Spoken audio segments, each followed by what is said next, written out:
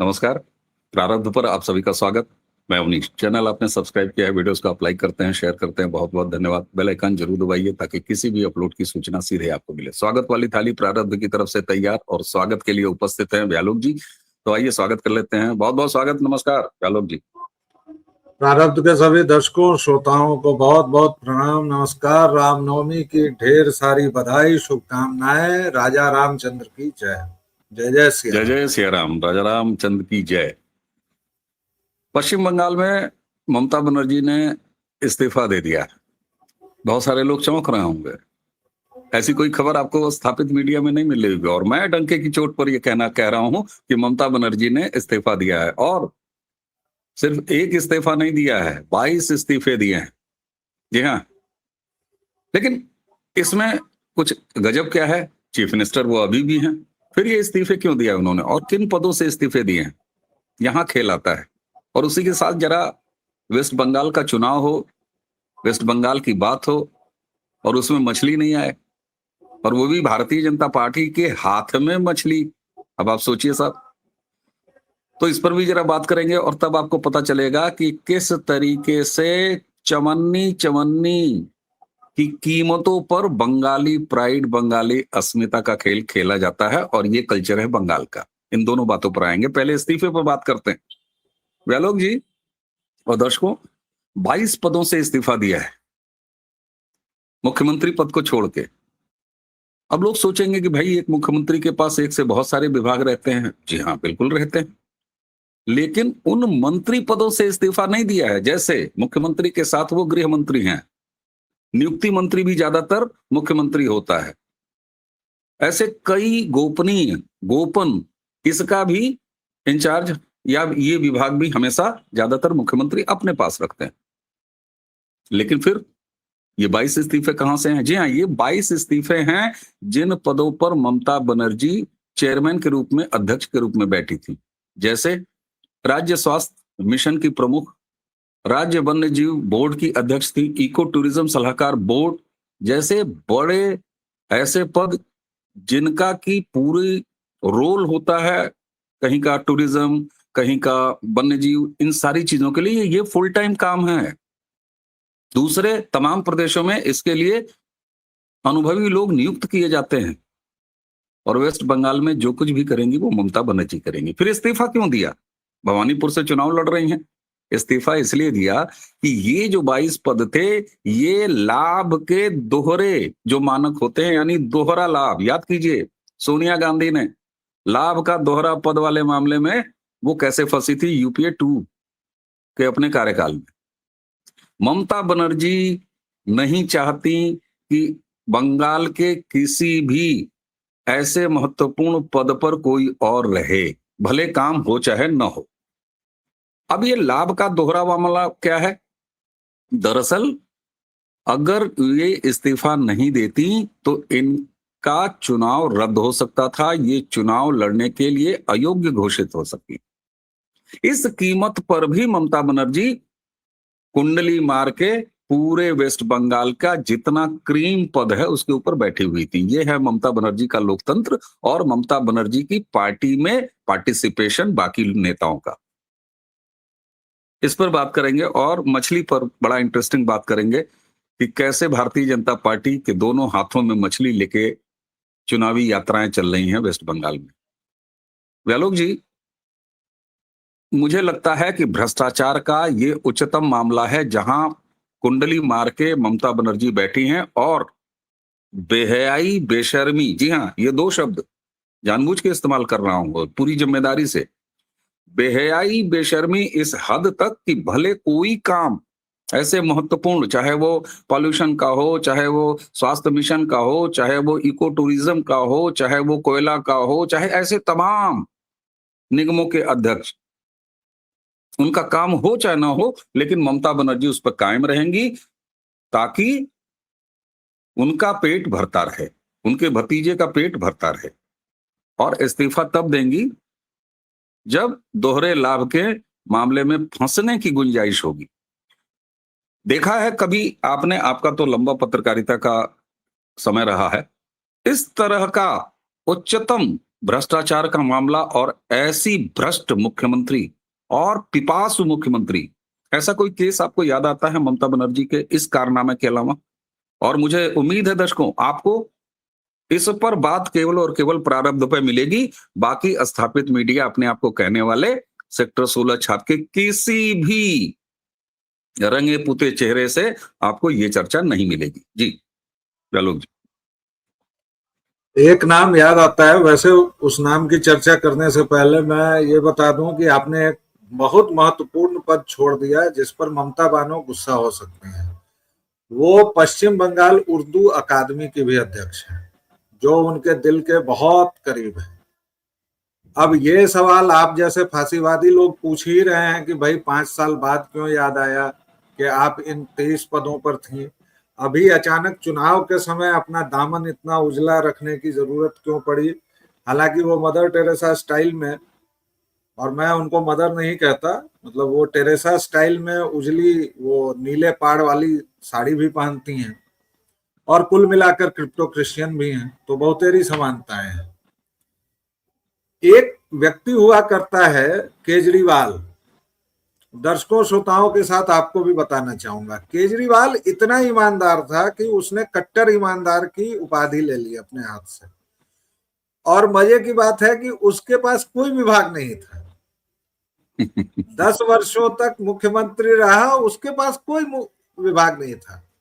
आपने तो दो एक्सट्रीम उदाहरण रख दिए, एक इतने सारे पदों वाला मुख्यमंत्री और एक बिना विभाग के मुख्यमंत्री। गजब जी।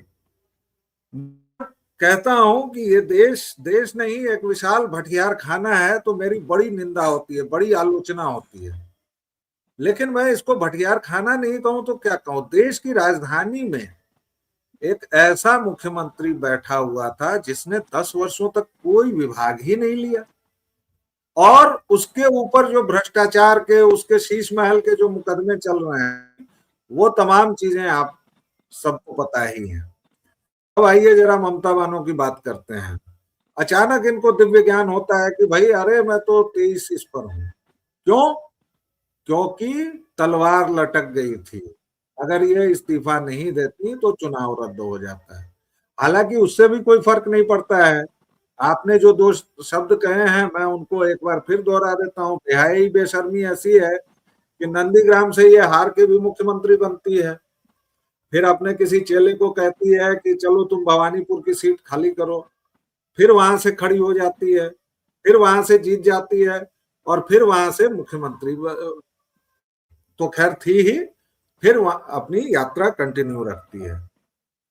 मुख्य मुद्दा यह है कि बंगाल कितना सड़ा है। इस औरत के शासनकाल में बंगाल की पूरी आत्मा सड़ गई है। आप लोगों को यह भी बता दूं दर्शकों की कक्षा 1 से 5 तक महान कवयित्री सुश्री ममता बानो की एक किताब चलती है, आवार छारा करके, और बच्चों के मन में वो किताब क्या जहर घोलती है, क्या करती है मुझे नहीं पता, क्योंकि वो थोड़ी बहुत, वो उसकी लिपि बंगाली है, थोड़ा बहुत मुझे समझ में आया। एक कविता ले अवनीश भाई लेके भी चले आए हैं, और इस कविता का शीर्षक है मिट्टी। और ये जब आप पढ़ेंगे, अगर मैं हिंदी में इसका तर्जुमा मैंने करवाया था अपने किसी बंगाली मित्र से, अगर वो मैं पढ़ दूं तो आप लोग पागल हो जाएंगे कि मिट्टी माने धूल, धूल माने मिट्टी, मिट्टी माने रजत कण, मिट्टी माने फलन। और ये प्राथमिक कक्षाओं में चल रही है ये किताब, और प्राथमिक कक्षाओं में चल रही है तो इसका मतलब क्या हो रहा है कि जितनी किताबें बिकेंगी उसकी रॉयल्टी किसके पास जाएगी? ममता। यानी सरकारी खजाने से पहले बच्चों को जहर और कूड़ा पढ़ाओ और उसके बाद पैसा लो।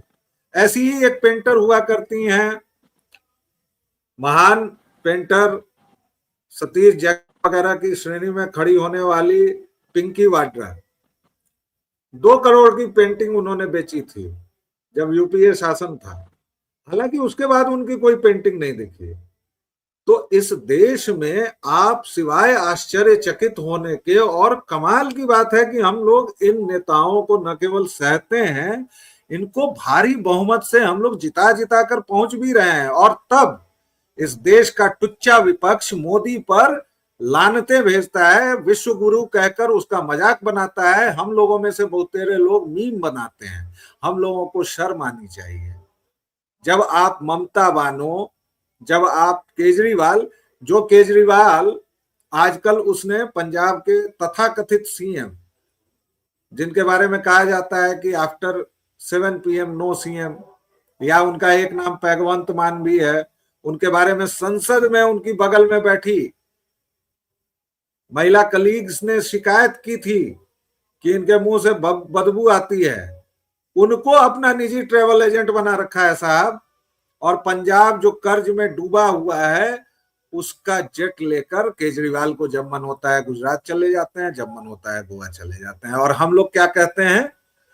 नहीं जी, केजरीवाल तो कट्टर ईमानदार है और हो सकता है अगली बार फिर से वो केजरीवाल आ जाए। मुकदमे चल रहे हैं, चलते रहेंगे, हमारी न्यायिक चल रही है। वापस आइए जरा ममता जी पर। ममता जी धमकी दे रही हैं खुलेआम कि हम अगर नहीं रहेंगे तो तुम्हारा विनाश हो जाएगा। ममता जी धमकी दे रही हैं खुलेआम कि जो टीएमसी को वोट नहीं देगा वो बंगाली ही नहीं है। ये तो अद्भुत शर्त है भाई। अच्छा ये बताइए, जो बंगाली बेचारा विदेश चला गया है वो बंगाली रहेगा कि नहीं रहेगा? क्योंकि अमेरिका से तो वोट नहीं दे पाएगा टीएमसी को। भारतीय बंगालियों का तो समझ में आया। अच्छा, बांग्लादेशी बंगालियों को आपने बुला ही लिया है, क्योंकि आपके स्वर्गीय या नारकीय पिताजी ने आपको रजिस्ट्री कर दी थी ममता बानो, तो 60-70% तो आपने बांग्लादेशियों को भर ही लिया है। लेकिन ये विदेश वाला मामला थोड़ा सुलझाना चाहिए इनको कि वो बंगाली रहेंगे कि नहीं रहेंगे। जी अच्छा, देखिए, ये बंगाली अस्मिता का सवाल और ये वो यूएसपी है जिस पे ममता बनर्जी हमेशा खेलती है। इस बार भारतीय जनता पार्टी ने अपनी रणनीति बदल दी। ये कहती है भारतीय जनता पार्टी बाहरी पार्टी है, बाहरी पार्टी। अभी मैं इसी मामले में मछली की भी एंट्री करा रहा हूं दर्शकों, बड़ा रोचक लगेगा आपको कि कितने सस्ते तरीके से बंगाली प्राइड खेलने का प्रयास होता है। और इस पर सोचना चाहिए। ये जितने भी प्राइड है ना, फलाने प्राइड, ढिकाने प्राइड, आमरो फलाना ढिकाना, ये जो क्षेत्रवाद है, ये क्षेत्रवाद ही वो रास्ता देता है राहुल गांधी जैसे नकारात्मक लोगों को, जो ये कहते हैं कि भारत राज्यों का समूह है, राष्ट्र है ही नहीं है। अब आप सोचिए, ममता बनर्जी मछली का एंट्री कैसे कराती है उनकी पार्टी। ममता बनर्जी के भतीजे साहब ने यह कहा कि अगर भारतीय जनता पार्टी सत्ता में आ गई वेस्ट बंगाल में, तो बंगाल में मछली की बिक्री बंद करा देगी। अब उसके बाद टीएमसी का पूरा इकोसिस्टम इस बात पर लग गया कि देखिए, ऐसा है, भद्र लोग की अस्मिता है मछली, बंगाली बिना मछली के कैसे जिंदा रहेगा। बंगाली को मछली से अलग करने का मतलब है बंगाल को बर्बाद करना, खत्म करना। ओहो, क्या बात है। मुझे एक चीज नहीं समझ में आती कि भारतीय जनता पार्टी ने इस बार जब शुभेंदु अधिकारी को आगे कर दिया, पूरी तरीके से वेस्ट बंगाल में चुनाव बंगाली लड़ता हुआ दिखाई दे रहा है। भारतीय जनता पार्टी का जो स्थानीय नेतृत्व, अमित भाई शाह और नरेंद्र मोदी जी इस बार पीछे हैं। ममता बनर्जी इस खेल में इस बुरी तरीके से फंस गई हैं क्या? या वो मछली अब कल को हो सकता है वो बॉस से जितने भी नाम हों वस्तुओं के या सामानों के, उसको भी कहें ये सब बंगाली कल्चर है। और क्या बंगाल का अस्मिता और बंगाली प्राइड अब ससुरा मछली, मुर्गे, अंडे, गुइया, लौकी, तरोई में रहेगा? वैलोक भाई, यही अस्तर है बंगाल के समाज के सोचने का राजनीतिक रूप से। और कहा जा रहा है कि बहुत बड़ा फैक्टर होगा। ये बड़ा फैक्टर होगा। अगर बंगाली समाज का प्राइड इन तुच्छी चीजों में नहीं रहता तो पूरा कोलकाता कोठा नहीं बन गया होता। 2 दिन पहले मैंने चर्चा की थी यहीं इसी मंच पर। पूरा कोलकाता उन बांग्लादेशी या रोहिंग्या भिखारियों से नहीं भर गया होता जो अजीब सी शक्लो सूरत के साथ एक ट्रांजिस्टर नुमा चीज लगा के और भीख मांगते रहते हैं। लड़कियों के नाम, दाम और टेलीफोन नंबर के साथ मेट्रो से लेके बड़ी बड़ी सड़कों और पुलों के नीचे वो फोटोज नहीं लगे रहते। ये लीजिए, आपने दिखा ही दिया। तो बंगाली अस्मिता अब इन्हीं चीजों पर सिमट गई है। पहले थोड़ी बहुत राहत थी जब वो रविंद्रो संगीत पर सिमटी हुई थी, थोड़ा बहुत गान बजान और खान पर सिमटी हुई थी, दुर्गा पूजा पर सिमटी हुई थी। हालांकि दुर्गा पूजा को भी इन लोगों ने कह दिया कि भाई ये हमार सांस्कृतिक है, हमारी बेटी है दुर्गा, इसका बाकी हिंदू धर्म से कोई लेना देना नहीं है। कमाल है भाई बंगाल में, अगर उसका हिंदू धर्म से नहीं लेना देना है तो तुम्हारे दिमाग का सख्त इलाज कराए जाने की जरूरत है। तो ये बनेगा। अच्छा देखिए कहां से शुरू हुआ है ये। और बंगाल तो मुझे लगता था, मैं समझता था सीरियसली अवनीश भाई की बिहार और यूपी से गर्हित कोई प्रदेश नहीं हो सकता है। लेकिन जब मैं बंगाल को देख रहा हूं और बंगाल में घूम रहा हूं, मेरी आंखें विस्फारित है। इतना पतन, इतना सड़ा हुआ समाज, इतने घटिया लोग, और मैं कोई सामान्यीकरण नहीं कर रहा हूं, कहीं से इसके खिलाफ कोई आवाज नहीं उठती है। ये बात कहां से उठी साहब? विजय सिन्हा जो बिहार के उप मुख्यमंत्री हैं, उन्होंने कहा सदन में एक जवाब दिया कि भाई हम बिना लाइसेंस के और खुले में मांस मछली की बिक्री पर रोक लगाएंगे। ये उत्तर प्रदेश में हो चुका है। उत्तर प्रदेश में हो चुका है। कहीं भी जहां भी हाइजीन की समझ है, जहां भी लोगों को बीमार पड़ने से रोकना है, किसी भी सभ्य समाज में ये होना चाहिए। आप किसी के खान पान पर नियंत्रण मत कीजिए, उसको अगर नॉनवेज खाना है खाने दीजिए, मुझे कोई दिक्कत नहीं है। आप उसको ठीक तरीके से तो कीजिए। एक बंद जगह में, साफ सुथरे मकान में उसका रक्त कहाँ जाएगा, उसके चमड़े कैसे उतारे जाएंगे, क्या होगा? क्योंकि आप केवल एक बकरा काटते हैं या मुर्गा काटते हैं तो उससे बहुत सारी चीजें भी निकलती हैं भाई। उसका चमड़ा निकलता है, पंख निकलता है, हाँ हाँ, अपशिष्ट अपशिष्ट का निकलता है सही उसका। तरीके से मैनेजमेंट, ये तो मतलब तो उसका मैनेजमेंट कीजिए। अब ये बात लेके ममता बानो उड़ गई। अब वो क्या कह रही हैं कि ये लोग बाहरी है, ये लोग कल्चर नहीं समझता। अरे भैया ये बताओ, मिथिलांचल का कल्चर, मिथिलांचल की भाषा, मिथिलांचल की शाक्त परंपरा, इसमें बंगाल कहां से ठहरेगा? अभी 4 मैथिलों को बुला दूंगा ना, वो अपने मैथिल प्राइड में तुम्हारी ऐसी की तैसी कर देंगे।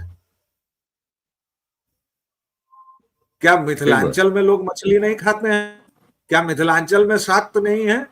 और मिथिलांचल के बारे में तो यहाँ के गर्वीले मैथिल कहते हैं भाई, धर्म का निर्णय वह होता है जो व्यवहार मिथिला करती है। अरे इतना गर्व है, ये परंपरा है मिथिलांचल की। और आप कह रही हैं कि ये लोग बाहरी है, नहीं जानता है। विजय सिन्हा भी बाय द वे घूम फिर के वो लखीसराय के हैं, उसको भी मिथिला वाले खींच तान के मिथिला में ले ही आएंगे। तो ये बात वहां से शुरू हुई। आप देखिए हमारा मानसिक स्तर कैसा है, बंगालियों का मानसिक स्तर कैसा है। ये तो बंगालियों के लिए डूब मरने की बात है कि ममता बानो उनको इस मामले में फंसा रही है। एग्जैक्टली मेरा जो कहना ये है, मैं अभी आपको पता है मैं ट्रेवल ब्लॉग्स बहुत ज्यादा देखता हूं, मैं पसंद करता हूं निजी रूप से ट्रेवल ब्लॉग देखना। मैं एक हिमाचल का दंपत्ति जिसके साथ एक छोटा बच्चा, वो उन्होंने एक छोटा कारावान अपना बना रखा है और उससे वो देश भर में यात्राएं करते हैं। इस समय उनकी यात्रा, उस दंपत्ति की यात्रा चल रही है नॉर्थ ईस्ट की तरफ, और वो हिमाचल से चल के पूरा उत्तर प्रदेश और बिहार क्रॉस करने के बाद वो बंगाल में पूरा समय रहे और बंगाल क्रॉस किया। मैं लगातार वो सीरीज देख रहा हूँ और उनके जरिए ये ग्राउंड रिपोर्ट्स होती हैं दर्शकों, मैं आपको बता रहा हूँ। कोई जरूरी नहीं है कि हम हर जगह जाएं, हर जगह हमारे सूत्र हों, हर जगह हम कैमरे से देखें, नहीं। मैंने लगातार पूरे बंगाल के दौरान, वो दंपत्ति 7 दिन बंगाल में रहा, वो आराम आराम से जाते हैं, भागते हुए नहीं जाते हैं, रुकते हैं, कैंप करते हैं। जैसे ही बंगाल उन्होंने क्रॉस किया, असम पहुंचे, असम के बाद जैसे वो मेघालय आए और जैसे जैसे वो आगे बढ़ते जा रहे हैं, पूरे बंगाल के यात्रा के दौरान कूड़ों से पटे हुई सड़कें, बेहद गलीज नालियां, उफनाती नालियां, सैनिटाइजेशन के नाम पर जीरो, संपूर्ण स्वच्छता अभियान गया चूल्हे भाड़ में। और उसके बाद बंगाली समाज कहता है हम भद्र लोग हैं। आप स्वास्थ्य सेवाओं की हाल देख लीजिए। मुझे आश्चर्य होता है और हम सबको ये आश्चर्य होना चाहिए कि वेस्ट बंगाल की जर्जर स्वास्थ्य व्यवस्था पर बात क्यों नहीं होती, कंगाल बंगाल की बात क्यों नहीं होती। जी हाँ, बंगाल को ममता बनर्जी और इससे पहले लेफ्ट ने कंगाल कर दिया। फिफ्थ पे कमीशन पूर्णतः और आंशिक छठा वेतन आयोग के हिसाब से सैलरी मिलती है। इस पर हम कंप्लीट वीडियो कर चुके हैं। इस पर बात कभी आपने सुनी है? नहीं सुनी है। मछली पर बंगाली चुनाव लड़ेगा और बंगाल में चुनाव होगा। स्वास्थ्य सेवाओं का बुरा हाल है। राशन व्यवस्था, चिकित्सा व्यवस्था, शिक्षा व्यवस्था, सड़कें, बजबजाती नालियां, कूड़ा घर, पूरा बंगाल बना हुआ है साहब। और उसके बाद आमार बांग्ला, आमार बांग्ला। उसके बाद आप एक ऐसी महिला के पीछे खड़े हो जाते हैं जिसने 22 के 22 दोहरे लाभ के पद अपने पास रखे थे, और उसने, उसको याद नहीं, ममता बनर्जी को कल जब उन्होंने इस्तीफा दिया तो उन्होंने कुछ चेयरमैन और अध्यक्ष पद के निगमों के नाम लिखे। उसके अलावा लिखा कि और भी जितने पद हों, ये सरकारी बाबुओं का काम है कि पता करें ममता बनर्जी कहां कहां बैठी हैं दोहरे लाभ के पद पर। और समय दिया कि शाम 4 बजे तक सारे इस्तीफे स्वीकार हो जाने चाहिए। आप सोचें जरा, भ्रष्टाचार का ये आलम। गर्लफ्रेंड, महिला मित्र, आप सबको याद है, करोड़ों रुपए याद है, कोयला घोटाला याद है, कोयले की तस्करी याद है, मानव तस्करी याद है, गौकशी याद है। क्या कभी बंगाल के बारे में इस पर आपने चर्चा देखी? और जब चुनाव का समय आया तो न विकास की बात, न बंगाल को कैसे साफ सुथरा रखेंगे इसकी बात, न बंगाल में कितने एयरपोर्ट आएंगे न इसकी बात, न बंगाल में कितने एक्सप्रेसवे बनेंगे इसकी बात, न बंगाल का कैसे इंडस्ट्रियलाइजेशन होगा न इसकी बात। बात किस पर हो रही है? बंगाली प्राइड पे। और बंगाली प्राइड सारा कहां आके अटका हुआ है? मछली के मूड़े में। शर्म आती कि वो बंगाल अपने आप को प्रबुद्ध कहता है, और हम जैसे लोगों को, हमको और ब्यालों को बैठ के मछली और मूड़े पे बात करनी पड़ती है वेस्ट बंगाल के चुनाव के मद्देनजर। इससे बड़ा शर्म क्या होगा? क्यों ब्यालोग भाई, इससे बड़ा शर्म कुछ हो सकता है? मुझे शर्म आती है, बंगालियों को शर्म आनी चाहिए भाई। कई लोग आपने कहेंगे ये लोग पूर्वाग्रह रहता है, दुराग्रह से बात करता है। हाँ करता है, तुम सड़ा हुआ समाज है, हम करता है। अभी एक ब्लिंकिट आपने वाले डिलीवरी बॉय की पंजाब से झूमती ठहरी झुकी हुई तस्वीर आ रही है ना। और धुरंधर 2 में जब ड्रग माफिया और ड्रग कल्चर दिखाया जाता है तो वो प्रोपेगेंडा फिल्म है। जी चलो भाई, कंक्लूड करें। आपने गंदगी की बात कही भाई साहब। टीयर 2, 3 ये सब जो वर्गीकरण है मुझे समझ में नहीं आता, लेकिन छोटे से छोटे शहर का मैं जब देखता हूं आजकल प्लेटफॉर्म कम से कम और रेलवे स्टेशन, बाकी मैं रेलवे पर बात नहीं करूंगा, लेकिन इसमें जो स्वच्छता है, और आप कोलकाता के 5 स्टेशन चले जाइए, आप हावड़ा उतरिए, आप कोलकाता उतरिए, आप सियालदह उतरिए, भाई साहब जैसे ही आप अपनी शांत या अशांत बोगी से पैर रखेंगे तो हो सकता है कि केले के छिलके पर पैर पड़े और आप रपट जाए।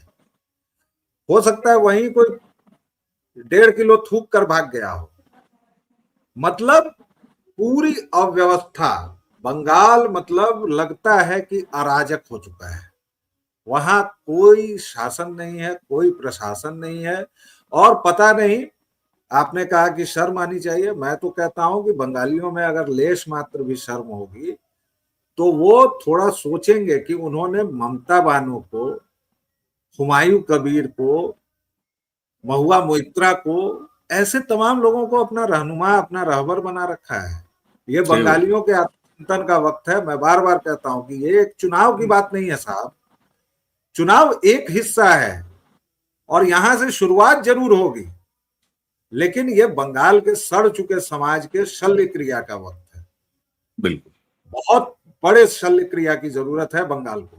जी बिल्कुल बिल्कुल। और इसीलिए 3 टर्म सत्ता में रही ममता बनर्जी के पास न कोई रिपोर्ट कार्ड है, और एक तरफ भारतीय जनता पार्टी इस बार वाकई, पिछली बार उन्होंने बिना मतलब थोड़ा लाउड कर दिया था, बिल्कुल ग्राउंड पर शांति से चुनाव लड़ रही है और मुद्दों की बात कर रही है, कार्यक्रमों की बात कर रही है। गृह मंत्री अमित शाह संभवतः कल या परसों में बंगाल की एक चार्जशीट, यानी बंगाल में क्या क्या डिस्क्रिपेंसीज हैं, सेंटर की कौन कौन सी योजनाएं जिनका इंप्लीमेंटेशन बंगाल में नहीं है, और बंगाल शेष भारत से कितना पीछे चल रहा है विकास के मामलों में, बहुत सारे लोगों को, दर्शकों, ये लग सकता है, हमारे बंगाली दर्शकों को ये लग सकता है कि हम लोग थोड़ा पूर्वाग्रह, नहीं साहब, सच हमेशा कड़वा होता है और सच सुनना पड़ेगा। हम जब बिहार के सच के बारे में बात करते हैं तो इसी क्रूरता से बात करते हैं। उत्तर प्रदेश में 2017 से पहले क्या था, हम ही उत्तर प्रदेश वाले थे, हम उस पर भी पूरी क्रूरता से बात करते हैं। और बीमारी जब होगी तो मवाद निकलेगा साहब, और मवाद से आंख चुराना समस्या का हल नहीं है। इसलिए बंगाल के समाज को ये सोचना पड़ेगा कि बंगाल कहाँ पीछे रह गया है और किन कारणों से पीछे रह गया है। और अगर मछली पर, बंगाली प्राइड पर, बिना मतलब के मुद्दों पर, नॉन बंगाली और बंगालीज के मुद्दे पर अगर चुनाव लड़ना है, तो मैं बड़ी गंभीरता से कह रहा हूं, राहुल गांधी के सपने की तरफ बंगाल का समाज न जाए कि राज्यों का समूह है। अखंड भारत का हिस्सा है बंगाल, और कायदे से रहना होगा पूरे भारत के साथ, ताल से ताल मिला के, क्योंकि पूरे देश की जीडीपी में हर राज्य का हिस्सा होता है, पूरे देश के विकास में हर राज्य का हिस्सा होता है, हिस्सेदारी होती है और जिम्मेदारी भी होती है। इसलिए हम हर प्रदेश की बराबर चिंता करते हैं और करेंगे। मुझे उम्मीद है कि अगर आपको ये चर्चा कहीं और नहीं सुनाई दे रही हो और केवल यहां सुनाई दे रही हो, और हमारा थंबनेल जो बता रहा है ममता बनर्जी का इस्तीफा, बहुत सारे लोग चौंकेंगे, लेकिन आप सोचिए कितना बड़ा आर्थिक कदाचार वेस्ट बंगाल में ममता बनर्जी खुद कर रही हैं, तो बाकी उनके साम्राज्य का, उनके मंत्रियों का, उनके अधिकारियों का क्या हाल होगा। 22 के 22 पद लेके बैठी थी और दोहरे लाभ के चक्कर में चुनाव कैंसिल ना हो जाए, अयोग्य न घोषित हो जाए, इसलिए इस्तीफा दिया है। यानी लाभ के पद ये हैं, और लाभ का पद अगर है तो क्या ममता बनर्जी ने लाभ न लिया होगा? सोचिए, बंगाल का समाज इस बात को जरूर सोचे। अगर आपको लगता हो कि ये वीडियो काम की बात कर रही है तो इसे आगे बढ़ाइएगा, शेयर कीजिएगा। चैनल सब्सक्राइब अगर आपने नहीं किया है तो आप कर लीजिए। वीडियोस को लाइक करते रहें इसी तरह, और बेल आइकन जरूर दबा लें। व्यालोक जी व्यालोक वाणी पर भी पाए जाते हैं, वहां भी जाएं। तो आज की चर्चा अब यहीं तक।